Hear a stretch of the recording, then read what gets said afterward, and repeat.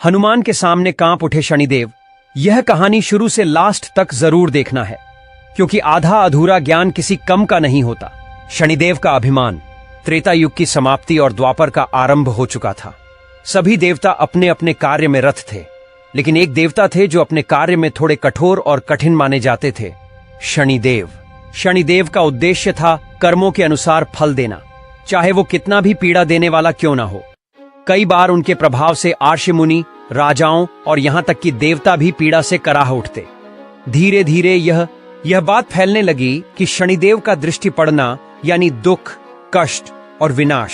एक दिन देवलोक की सभा में नारद मुनि ने मुस्कुराते हुए पूछा, हे शनिदेव, क्या आपने कभी हनुमान जी पर अपनी दृष्टि डाली है? शनिदेव का चेहरा कठोर हो गया।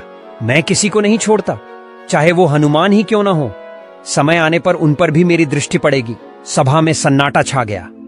देवगण समझ गए, शनिदेव का अभिमान अपनी चरम सीमा पर पहुंच चुका है। लंका में बंदी हनुमान का दर्शन। यह घटना उस समय की है जब रावण ने शनिदेव को बंदी बना रखा था। रावण को यह भय था कि शनिदेव उसके जीवन में अनिष्ट न लाएं, इसलिए उन्हें अपने लंका के एक अंधकारमय कक्ष में जंजीरों से बांध दिया। वहां शनिदेव की दशा अत्यंत दयनीय थी। उन्हें भोजन, जल, वायु कुछ भी उचित प्रकार से नहीं मिलता था। वो धीरे धीरे निर्बल हो रहे थे, पर उनका अहंकार अभी भी जीवित था। इसी समय रामकथा की एक महान घटना घटी। हनुमान जी लंका दहन के लिए आए। जब उन्होंने रावण की नगरी में आग लगाई, तभी एक कराह की ध्वनि सुनाई दी, कोई है जो मुझे इस अंधकार से मुक्त करे। हनुमान जी को लगा, ये कौन है जो इस राक्षसी भूमि में सहायता मांग रहा है? उन्होंने दीवार तोड़ी और देखा, सामने शनिदेव जंजीरों में जकड़े पड़े थे। हनुमान और शनिदेव का प्रथम मिलन। हनुमान जी ने झुककर पूछा, हे देव, आप कौन हैं? कमजोर स्वर में शनिदेव बोले, मैं हूं शनिदेव। इस रावण ने मुझे कैद कर रखा है। हनुमान जी की आंखों में क्रोध और करुणा दोनों झलक रहे थे। उन्होंने बिना देर किए अपनी गदा से सारी जंजीरें तोड़ दी। हे शनिदेव, आप अब मुक्त हैं। यह सुनते ही शनिदेव रो पड़े, प्रभु, आपने मुझे उस रावण की यातना से मुक्त किया। मैं कभी नहीं सोच सकता था कि आप जैसे भक्त वत्सल देवता मेरी सहायता करेंगे।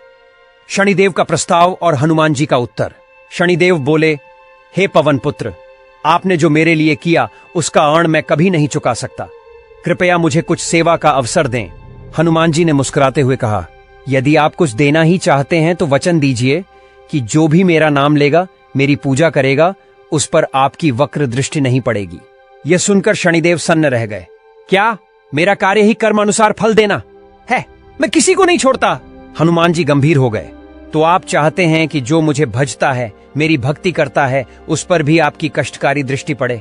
उनके शब्दों में ऐसी अपार शक्ति थी कि शनिदेव कांप उठे।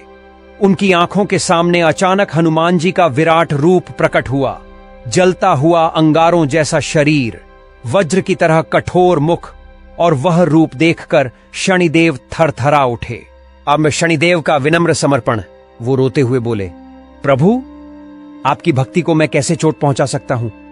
आज से वचन देता हूं, जो भी आपको भजेगा, आपका नाम जपेगा, उस पर मेरी दृष्टि कभी नहीं पड़ेगी। अगर पड़ेगी भी तो वह दृष्टि उसे सुधारने के लिए होगी, दंड देने के लिए नहीं। हनुमान जी ने अपना विराट रूप समेटा और शनिदेव के सिर पर हाथ रखा। आपका यह वचन युगों तक स्मरणीय रहेगा। धरती पर बदलाव।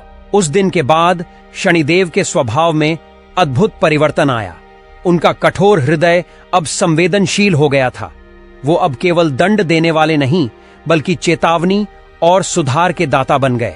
और तभी से हर शनिवार को हनुमान जी की पूजा करने वाले भक्तों को शनिदेव की दशा से राहत मिलने लगी। लोगों ने देखा कि जो हनुमान चालीसा पढ़ते हैं, शनिवार को व्रत रखते हैं, उन पर शनिदेव की कृपा बनी रहती है। एक अमर कथा यह सिर्फ एक कहानी नहीं है, यह उस विश्वास की पुष्टि है कि जहां भक्ति है, वहां बाधा नहीं टिक सकती। जब भक्त की रक्षा के लिए भगवान स्वयं आए, तो कोई शनिदेव क्या, संपूर्ण सृष्टि भी उसका बाल बांका नहीं कर सकती।